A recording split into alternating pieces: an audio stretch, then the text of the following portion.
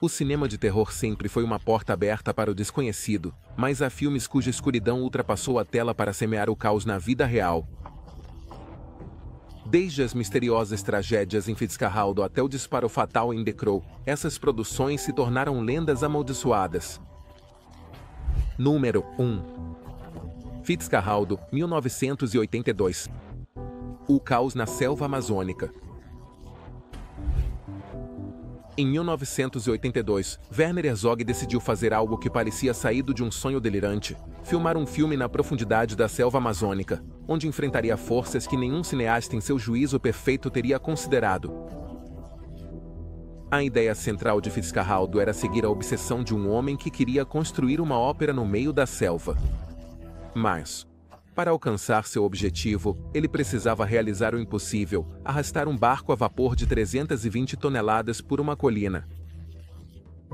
O que aconteceu durante as filmagens parece mais uma história de sobrevivência extrema do que uma produção cinematográfica. Herzog, conhecido por suas ambições desmedidas, não estava disposto a usar efeitos especiais. Não. O que ele queria era que sua equipe, junto com centenas de indígenas, literalmente, puxassem o barco monstruoso através de uma montanha. O que poderia dar errado? Bem, tudo. O primeiro obstáculo foi a própria natureza. A selva amazônica não é um cenário amigável. E inundações repentinas devastaram o acampamento. O calor e a umidade tornaram-se insuportáveis. E os insetos se tornaram os inimigos mais temidos.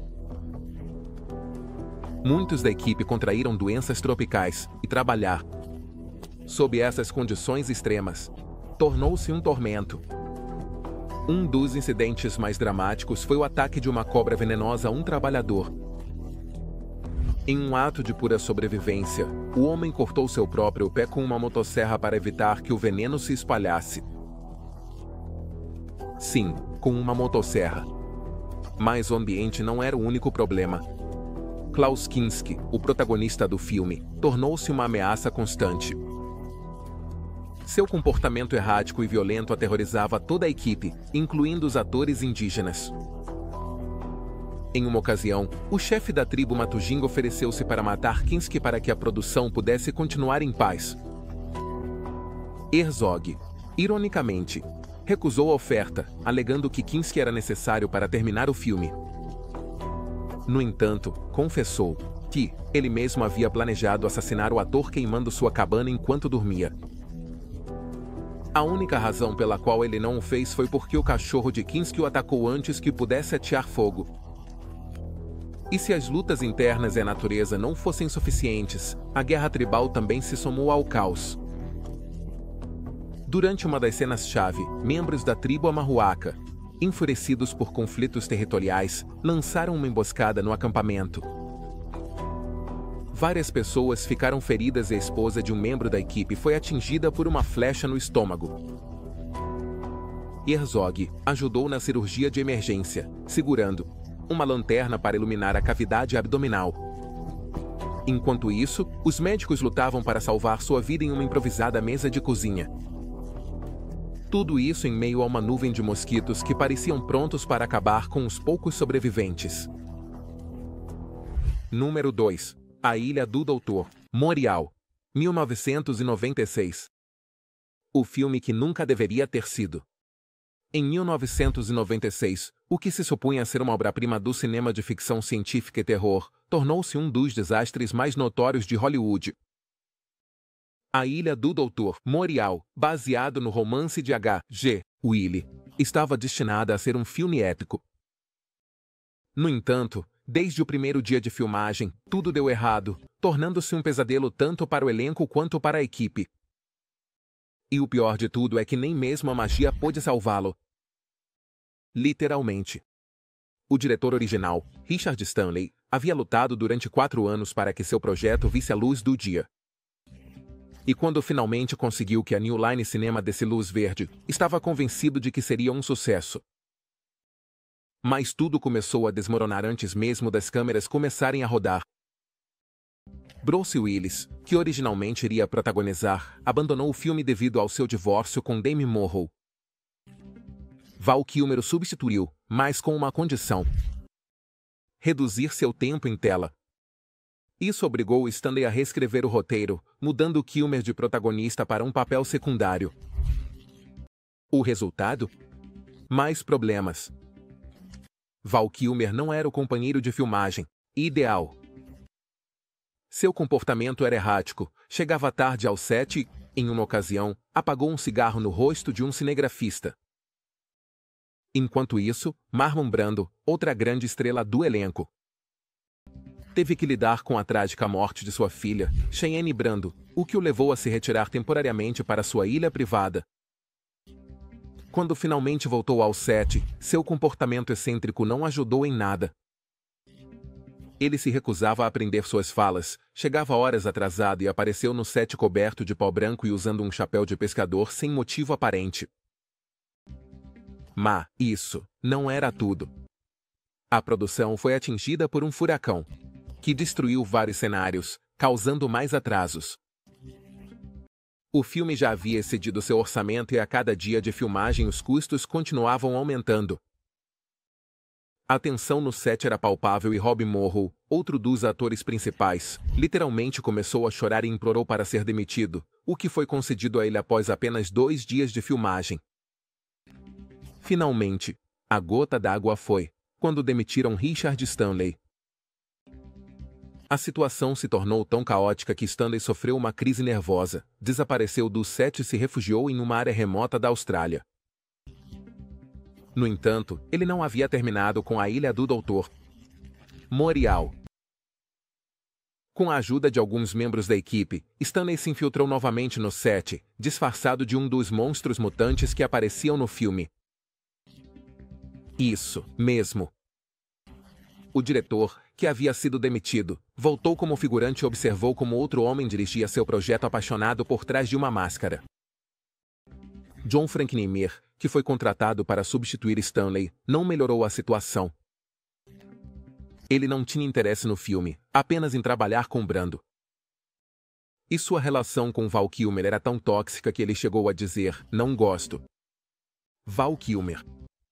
Não gosto de sua ética de trabalho e não quero voltar a estar associado a ele." Para piorar as coisas, o roteiro era reescrito diariamente, o que fazia com que os atores não soubessem o que fazer na maioria das cenas. Número 3. Rugido, 1981. A Selva dos Leões. Imagine um set de filmagem onde mais de 100 grandes felinos, incluindo leões, tigres, leopardos e jaguares, andam livremente. E não são animais treinados, são feras selvagens, sem coleira, sem barreiras, interagindo diretamente com os atores e a equipe. Bem-vindo ao caótico mundo de Roar, um filme tão perigoso, que parece mais um documentário de sobrevivência do que uma obra de ficção. Filmado ao longo de uma década, Roar não é famoso apenas por suas cenas com animais selvagens, mas também pelas inúmeras lesões e quase tragédias que ocorreram durante sua produção. O filme foi um projeto apaixonado de Noel Marshall e sua esposa na época, Chip Piedren, ambos defensores da conservação da vida selvagem. Sua visão era criar um filme que mostrasse a coexistência pacífica entre humanos e animais selvagens. Mas a realidade era bem diferente. A convivência não só não foi pacífica, como resultou em uma série de eventos traumáticos que deixaram mais de 70 pessoas feridas, incluindo os próprios Marshall e Edren, assim como sua filha Melanie Griffith. As lesões começaram quase imediatamente. Noel Marshall foi mordido pelos leões, pelo menos uma dúzia de vezes. Uma mordida particularmente grave no peito e no rosto. Isso causou envenenamento do sangue e gangrena, o que o manteve hospitalizado por longos períodos. Enquanto isso, as chuvas de monção só fizeram adicionar sal às feridas. O rancho onde o filme estava sendo rodado foi completamente inundado, destruindo cenários e permitindo que os leões escapassem. Os nervosos agentes do xerife, preocupados com a segurança pública, dispararam e mataram um dos leões estrela, o que só agravou a tragédia. Mas isso não foi tudo. Durante as filmagens, uma doença misteriosa dizimou a população de felinos. E os incêndios florestais devastaram o rancho. Era como se alguma força sobrenatural estivesse decidida a parar o filme. Os incêndios destruíram parte do set, o que provocou mais atrasos. E quando finalmente o clima pareceu cooperar, as tensões no set não se dissiparam. Chip Tierden sofreu múltiplos ferimentos. Ela foi mordida na cabeça por um leão e atropelada por um elefante que fraturou seu tornozelo e ombro. Sua filha, Melanie Griffith, também não escapou do caos. Uma leoa destroçou seu rosto, o que exigiu cirurgia reconstrutiva e mais de 50 pontos de sutura. O diretor de fotografia, John Devil, talvez tenha sofrido um dos piores ferimentos. Ele foi literalmente decapitado por um leão que arrancou parte de seu couro cabeludo. Felizmente, ele sobreviveu após se submeter a uma cirurgia, o que exigiu 220 pontos de sutura. Apesar da gravidade de sua lesão, John mais tarde brincou dizendo que Roar foi o único filme em que ele quase perdeu a cabeça, no sentido literal. O assistente de direção, Doran Cooper, também teve que ser operado de emergência após ser atacado no pescoço, mandíbula e peito por outro dos grandes felinos. Nem mesmo os filhos de Marshall estavam a salvo. John e Jerry Marshall, os filhos do diretor, também foram vítimas das garras dos felinos. John foi mordido na cabeça por um leão e precisou de 50 pontos de sutura, enquanto Jerry, por sorte, sofreu apenas uma mordida no pé enquanto usava sapatos. Número 4.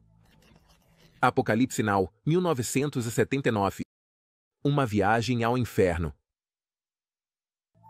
Apocalipse Now, dirigida por Francis Ford Coppola em 1979, é um daqueles filmes cuja filmagem se tornou lendária, não apenas por seu brilhantismo cinematográfico, mas pelo caos absoluto que envolveu toda a equipe por trás das câmeras. O que começou como uma adaptação de O Coração das Trevas, de Joseph Conrad, se transformou em uma odisseia de problemas quase intermináveis, que levou o próprio Coppola à beira da loucura. Tudo parecia estar destinado ao desastre desde o início. O filme foi rodado nas selvas das Filipinas, um ambiente selvagem e remoto que, assim como em Fitzcarraldo, provou ser um lugar implacável para filmar. Os atores e a equipe sofriam constantemente de doenças tropicais, como disenteria e ancilostomíase, além da umidade sufocante. Isso só aumentava a tensão no set. Como se a selva não fosse suficientemente inóspita, o destino tinha outras surpresas preparadas. Um dos primeiros golpes duros veio quando Marlon Sheen, que interpretava o protagonista, sofreu um ataque cardíaco durante as filmagens. Em vez de interromper a produção, Sheen, em um ato quase heróico, rastejou pelo chão da selva até conseguir encontrar ajuda. Embora tenha sobrevivido e se recuperado, as dificuldades continuaram a se acumular. A natureza não atacou apenas o elenco, mas também os cenários. Um tufão massivo atingiu a área onde a equipe estava, destruindo completamente os sets e obrigando a interromper a produção por semanas. Isso não significou apenas um atraso, mas também um aumento astronômico no orçamento, o que colocou Coppola em uma situação crítica. No meio de tudo isso, alguns funcionários locais também aproveitaram para roubar dinheiro da produção, adicionando mais problemas à já caótica situação. Um dos momentos mais infames das filmagens foi a chegada de Marlon Brando, que interpretaria o Coronel Kurtz. Brando, famoso por seu comportamento imprevisível, apareceu no set com um evidente sobrepeso e sem ter lido o roteiro. Ele não tinha ideia de suas falas nem de seu personagem. Isso obrigou Coppola a improvisar uma grande parte das cenas. Brando passava horas em seu trailer, saindo apenas quando queria, enquanto a equipe o esperava. Desesperados, sob o calor abrasador da selva. Coppola, que havia investido uma fortuna de seu próprio dinheiro no filme, estava à beira do colapso. Em mais de uma ocasião, confessou que havia considerado suicidar-se, devido ao estresse extremo que enfrentava.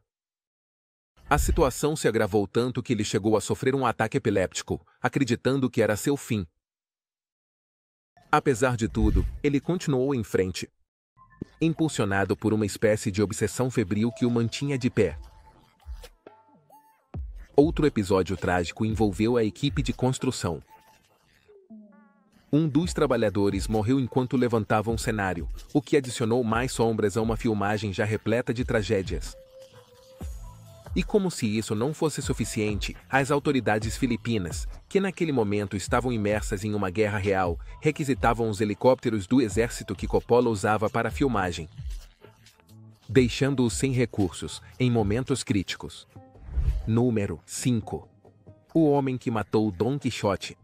2018. A Maldição do Impossível. Se algum filme teve uma jornada quixotesca, esse é O Homem que Matou Don Quixote, dirigido por Terry Gilliam.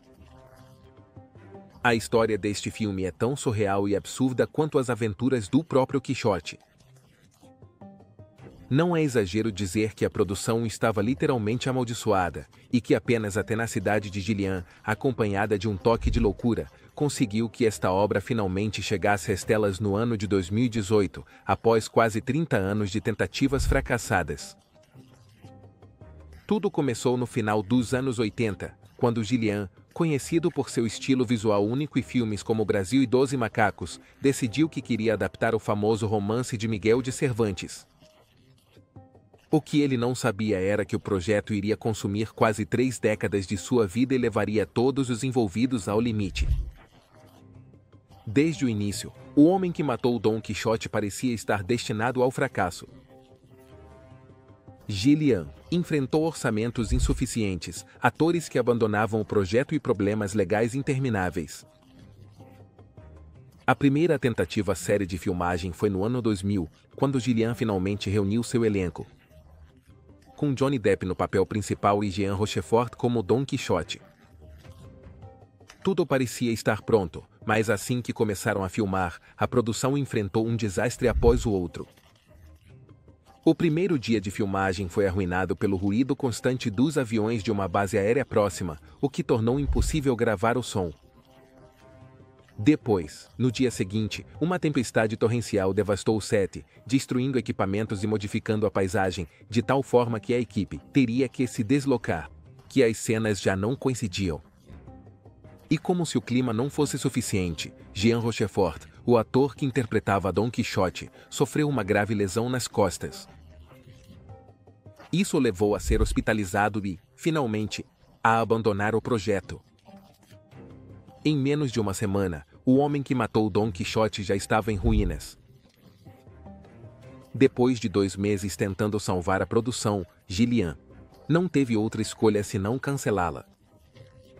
A partir desse momento, o filme ficou como um projeto amaldiçoado. O que se seguiu foram anos de promessas quebradas, tentativas fracassadas e financiamento que ia e vinha. Os atores mudavam constantemente, e toda vez que parecia que as filmagens iam ser retomadas, algo as impedia.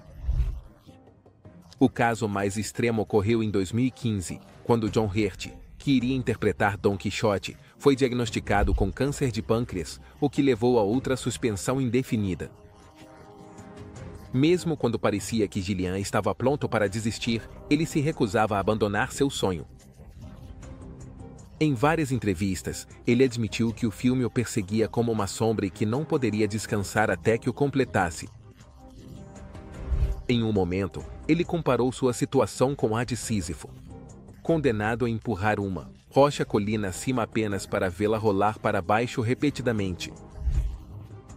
O golpe final veio, em 2017, quando Paulo Brandon, um produtor que havia garantido os fundos para o filme, tentou roubar o projeto de Gilliam. Brandon não apenas mentiu sobre a obtenção de financiamento, mas também processou Gilliam e tentou impedir que o filme fosse exibido em Cannes, mas Gilliam, armado com sua habitual teimosia, conseguiu contornar Brandon e finalmente completar o filme com um orçamento reduzido e cortes nos salários do elenco. Contra todas as probabilidades, O Homem que Matou Don Quixote foi filmado entre março e junho de 2017, um processo surpreendentemente sem maiores incidentes. No entanto, o custo emocional e mental das décadas anteriores era evidente. Além disso, número 6. Duna Jodorowsky. O sonho impossível. Há projetos que parecem destinados a nunca ver a luz do dia. E Duna, de Alejandro Jodorowsky, é o exemplo perfeito de um sonho cinematográfico tão ambicioso que acabou sendo impossível de realizar. Ao contrário de outros filmes nesta lista, Duna não chegou nem mesmo à fase de filmagem, mas seu processo de pré-produção foi tão caótico e fascinante que se tornou uma lenda por direito próprio. A visão de Jodorowsky para adaptar o famoso romance de ficção científica de Frank Herbert era tão gigantesca e extravagante que, se tivesse sido concluída, teria mudado a história do cinema, tal como a conhecemos. Tudo começou nos anos 70, quando Jodorowsky, o cineasta chileno-mexicano por trás de filmes surrealistas como El Topo e A Montanha Sagrada, decidiu que Duna seria sua próxima obra-prima. Ele não queria simplesmente fazer um filme de ficção científica. Jodorowsky queria criar uma experiência espiritual, algo que transformasse a mente do espectador. O diretor, conhecido por sua visão psicodélica e seu amor pelo experimental, imaginava um filme que duraria 10 horas, com um elenco estelar e uma estética visual que desafiasse as convenções de Hollywood. Para começar, Jodorowsky reuniu uma equipe que era tão excêntrica quanto talentosa. Ele contava com o artista visual H.R. Giger, que mais tarde desenharia os alienígenas para Alien, e com Moebius, o lendário artista de quadrinhos francês, para trabalhar nos designs e no storyboard. Além disso, contratou Dan O'Bannon, que também participaria em Alien, para os efeitos especiais. Quanto ao elenco, os nomes que estavam sendo considerados eram dos mais surpreendentes. Mick Jagger, Salvador Dalí, Orson Welles e David Carradine, entre outros. Cada um desses personagens traria sua própria loucura ao projeto. Um dos acordos mais estranhos foi com Salvador Dalí, que Jodorowsky queria para o papel do Imperador Galáctico. Dalí aceitou, mas exigiu que lhe pagassem $100.000 por hora, um salário exorbitante que ameaçava afundar a produção. Jodorowsky, em sua resposta engenhosa, decidiu pagar-lhe apenas por 1 hora de trabalho e, depois usar uma figura de cera de Dalí para o resto das cenas. Assim, de surrealista era todo o processo. O roteiro e os storyboards do filme eram monumentais, com um número interminável de planetas, personagem e sequências de batalha que teriam exigido orçamentos colossais e efeitos especiais nunca antes vistos. Mas o problema central foi justamente esse, o dinheiro. Jodorowsky não queria comprometer sua visão de forma alguma, o que significava que os estúdios de Hollywood, que olhavam com desconfiança para o extravagante projeto, não estavam dispostos a financiar um filme tão caro e arriscado. O filme, com um orçamento inicial já considerável, acabou se inflando até limites insustentáveis. À medida que o projeto avançava, os problemas financeiros se acumulavam e os investidores começaram a abandonar. No final, Jodorowsky ficou sem o dinheiro necessário para levar sua visão à tela. O mais irônico de tudo é que, embora o filme nunca tenha sido filmado, sua influência é evidente em muitas obras posteriores. Número 7.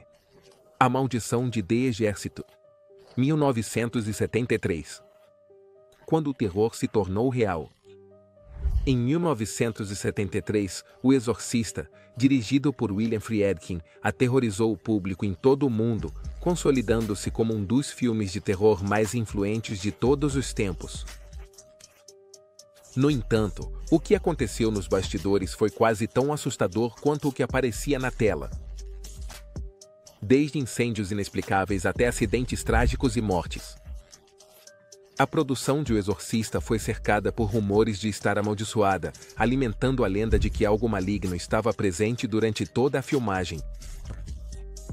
Tudo começou quando o set principal, que representava a casa dos MCNU no filme, pegou fogo misteriosamente durante a produção. O incêndio destruiu quase todo o set, exceto o quarto, onde as cenas do exorcismo eram filmadas. Este fato, considerado por muitos como uma coincidência, gerou uma aura inquietante em torno da filmagem. Os atores e a equipe começaram a falar em sussurros que algo sinistro estava acontecendo, e a sensação de que o mal estava presente começou a se espalhar. O próprio diretor, William Friedkin, alimentou essa atmosfera inquietante com seus métodos pouco ortodoxos. Em um esforço para alcançar atuações genuínas, Friedkin submeteu os atores a um estresse extremo. Em uma das cenas mais memoráveis, Ellen Burstyn, que interpretava a mãe de Regan, sofreu uma lesão nas costas quando foi lançada violentamente pelos cabos durante uma cena de possessão. O grito de dor que se ouve no filme é real, o que adiciona outra camada de terror autêntico ao já perturbador filme. Mas os incidentes não se limitaram a lesões físicas. Durante as filmagens, vários atores e membros da equipe relataram acidentes e problemas de saúde inesperados. O filho de Max von Sydow, que interpretava o Padre Merrin, morreu enquanto seu pai estava em plena filmagem. Jack M. Segoran, o ator que interpretava o diretor Burstyn Dennings, faleceu pouco depois de completar suas cenas, o que só aumentou os rumores sobre uma maldição em torno do filme. Linda Blair, a jovem atriz que interpretava Regan, também sofreu os efeitos dessa maldição. Enquanto filmava a cena em que sua personagem é violentamente sacudida na cama, a máquina que controlava o movimento ficou descontrolada, causando uma lesão na coluna vertebral de Blair que lhe causaria dor por anos. Assim como Burstyn, seu grito de dor nessa cena é completamente genuíno. A lenda da maldição não se limita às filmagens. Durante a pós-produção, os técnicos de som, que estavam encarregados das perturbadoras vozes demoníacas, relataram que experimentaram fenômenos estranhos no estúdio, como falhas nos equipamentos e sons inexplicáveis. Até mesmo sacerdotes foram chamados para abençoar o set depois que vários membros da equipe solicitaram algum tipo de intervenção espiritual para conter os incidentes. Número 8. Poltergeist. 1982. O terror real por trás da ficção. Quando falamos de filmes amaldiçoados, Poltergeist é um dos exemplos mais inquietantes. Este filme de 1982, dirigido por Tobe Hooper e produzido por Steven Spielberg, tornou-se um clássico do terror, não apenas pelas cenas assustadoras na tela, mas pelos sinistros acontecimentos que ocorreram nos bastidores. As tragédias e mortes que cercaram vários membros do elenco alimentaram a lenda de que o filme estava, de alguma forma, amaldiçoado. Tudo começou com uma história que, a princípio, parecia apenas uma anedota de filmagem, mas que com o tempo tomaria um rumo sinistro. Durante uma das cenas mais aterrorizantes do filme, a atriz Jobette Williams, que interpretava a mãe da família Freelin, foi filmada em uma piscina cheia de esqueletos. O que os atores e a equipe não sabiam naquele momento era que aqueles esqueletos não eram de plástico. Eram reais. Por questões de orçamento, os responsáveis pelos efeitos especiais decidiram usar esqueletos humanos genuínos, o que para alguns era uma falta de respeito e para outros, um convite ao desastre. A partir daí, as tragédias começaram a acontecer.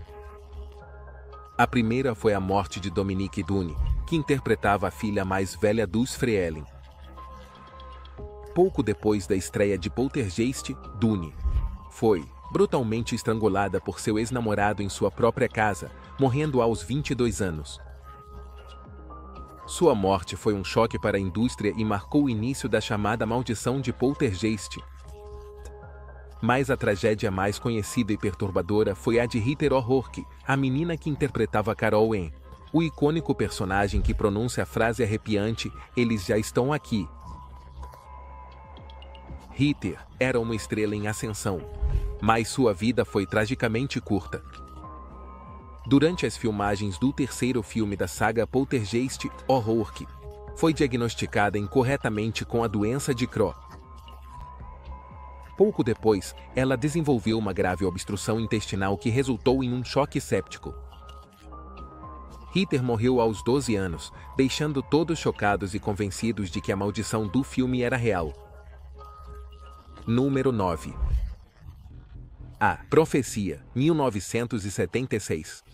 O presságio de uma maldição. Em 1976, a Profecia foi lançada, tornando-se rapidamente um dos filmes de terror mais perturbadores da época. A história de um menino que acaba sendo o anticristo já era assustadora por si só, mas o que aconteceu fora das telas acabou sendo ainda mais arrepiante. Assim como o Exorcista, a Profecia foi cercada por rumores de estar amaldiçoada. E os eventos que ocorreram durante e após sua produção são igualmente inquietantes. Muitos acreditam que uma força sobrenatural estava agindo. Tudo começou antes mesmo das câmeras começarem a rodar. Gregory Peck, que interpretava o protagonista, sofreu uma tragédia pessoal quando seu filho se suicidou, pouco antes de o ator se juntar à produção. Este fato marcou o início do que seria uma cadeia de eventos incomumente trágicos e coincidências inquietantes. Apesar de sua dor, Peck continuou com seu papel, mas os problemas estavam longe de terminar. Um dos eventos mais inquietantes envolveu um voo que Gregory Peck ia tomar para Londres para começar as filmagens. O avião no qual ele originalmente deveria voar foi atingido por um raio, quase caindo no mar. O mais assustador é que, em outro voo relacionado à produção, o produtor Max Neufeld também estava a bordo de um avião que foi atingido por um raio em pleno voo. Dois incidentes semelhantes, ambos relacionados a membros-chave da produção, levaram muitos a se perguntar se algo sombrio estava por trás desses fatos. Mas os eventos estranhos não pararam por aí. A equipe de The Omen decidiu contratar um avião privado para algumas filmagens aéreas. Mas, em uma reviravolta macabra, o voo foi cancelado no último minuto e dado a outra companhia. Pouco depois de decolar, esse avião caiu, matando todos a bordo. Para muitos, isso foi um sinal de que o destino do filme estava marcado pela tragédia. Um dos incidentes mais famosos envolve um membro da equipe de efeitos especiais, John Richardson. Durante a produção do filme, Richardson foi responsável por criar alguns dos momentos mais aterrorizantes de The Omen, incluindo a famosa cena da decapitação. O que aconteceu depois foi arrepiante. Enquanto trabalhava em seu próximo projeto nos Países Baixos, Richardson e seu assistente sofreram um acidente de carro. Richardson saiu ileso, mas sua assistente foi decapitada de uma maneira que parecia ter saído diretamente da cena que ele mesmo havia filmado em The Omen. Para adicionar um toque ainda mais assustador, o acidente ocorreu perto de uma placa que indicava que estavam a 66,6 quilômetros da cidade de Omen. Esse detalhe deixou todos perplexos, convencidos de que algo sobrenatural estava por trás da produção. Número 10. O Corvo, 1994. Um destino trágico. Em 1994, The Crow, O Corvo, dirigido por Alex Proyas, estreou com uma aura de escuridão e tragédia, que ia muito além do que aparecia na tela. O filme, baseado na história em quadrinhos de James O'Barr, conta a história de Eric Draven, um homem que retorna dos mortos para vingar seu assassinato e o de sua noiva. No entanto, o que deveria ser uma obra cult, foi envolvido em uma das tragédias mais impactantes da história do cinema, a morte de Brandon Lee, o protagonista, durante as filmagens. Brandon Lee, filho da lenda das artes marciais Bruce Lee, estava prestes a dar um salto definitivo rumo ao estrelato com o Corvo, mas o destino tinha outros planos. Em 31 de março de 1993, em um dos últimos dias de filmagem, uma cena que parecia rotineira se transformou em um pesadelo.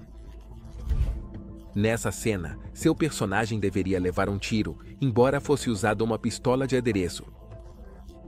algo deu terrivelmente errado. A arma, que supostamente estava carregada com balas de festim, continha acidentalmente uma bala real ou uma parte de um projétil que não foi removido adequadamente em uma tomada anterior. Quando o disparo ocorreu, Brandon Lee foi gravemente ferido no abdômen. O que se seguiu foi um caos absoluto. A produção foi imediatamente interrompida e Lee foi levado ao hospital, onde foi submetido a horas de cirurgia em uma tentativa desesperada de salvar sua vida. Infelizmente, o ator morreu e o incidente se tornou um dos acidentes mais trágicos e impactantes na história do cinema. A notícia de sua morte deixou tanto os fãs quanto a equipe de produção em choque, que ficaram devastados com o ocorrido. Mas a morte de Brandon Lee não foi o único incidente que marcou as filmagens de The Crow. Desde o início, a produção esteve envolta em uma atmosfera sombria. Logo no começo das filmagens, um carpinteiro do set sofreu queimaduras graves depois que um guindaste tocou acidentalmente alguns cabos elétricos de alta tensão. Este foi o primeiro de vários acidentes que fizeram com que a equipe começasse a falar de uma maldição que pairava sobre o filme.